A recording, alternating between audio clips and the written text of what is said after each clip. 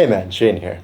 There's this idea that naturally skinny guys don't really have faster metabolisms, we just don't eat very much food.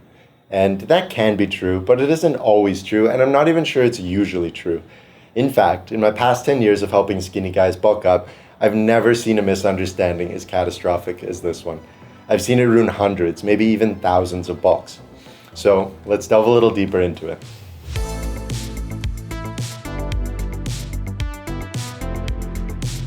In a study published in Science, they found that two guys who weigh the same amount can have a fourfold difference in the number of calories they burn.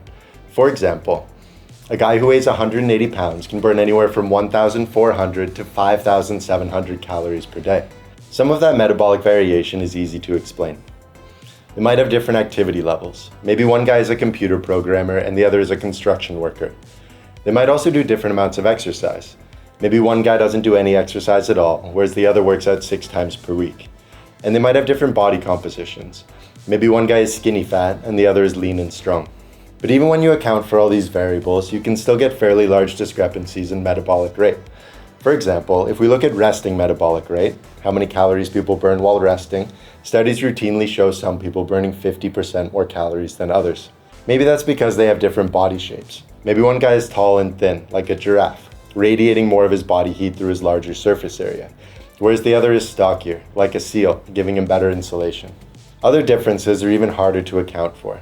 People are made up mostly of muscle and fat, neither of which burn many calories. A pound of fat only burns around 2 calories per day at rest, while a pound of muscle burns more like 6 calories. That's easy to account for. But the more powerful metabolic furnaces are buried deeper inside, hidden from sight. Our brains and hearts and livers and kidneys burn 100 to 200 calories per pound per day, and different people have differently sized organs that work at differing rates, creating invisible metabolic differences. Here's where it gets weird though. Most skinny guys have relatively normal metabolisms most of the time, but then when we try to bulk, it doesn't work. We add a ton of extra calories into our diets, but our weight barely changes and we quickly hit a plateau. That's why I wanted to make this video.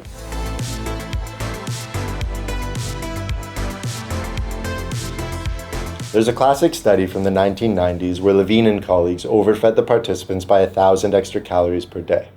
That's a gargantuan calorie surplus. That's around twice as many extra calories as people eat while bulking. Most of the participants gained around 5 pounds, but one person gained 10 pounds and another gained less than 1. Now, the obvious assumption is that they were misreporting how many calories they were actually eating. Skinny people are often accused of that, so are overweight people. But this study was conducted in a metabolic ward. The researchers were preparing and supervising all of the meals. What really happened is that their metabolisms adapted to the huge influx of calories. It's just that some people have metabolisms that adapt far more readily than others. In the case of the person who gained 10 pounds, their metabolism barely adapted at all. They stored almost all the extra energy as body fat. In the case of the person who gained less than 1 pound, their metabolism adapted with such fervor that it nearly completely prevented them from gaining weight. Such is the plight of the naturally thin. We are hard gainers. These calories don't vanish into thin air. What usually happens is that we produce more body heat, and we pace and we fidget, or we adopt less efficient body postures. For example, we stand instead of sitting, or we sit instead of slouching, or we slouch instead of lounging, or we lounge instead of lying down. We instinctively burn off the extra calories, and that's great. It's a healthy response to an overabundance of food. Our genetics help us stay naturally lean. The problem is, it can also make it much harder to bulk up.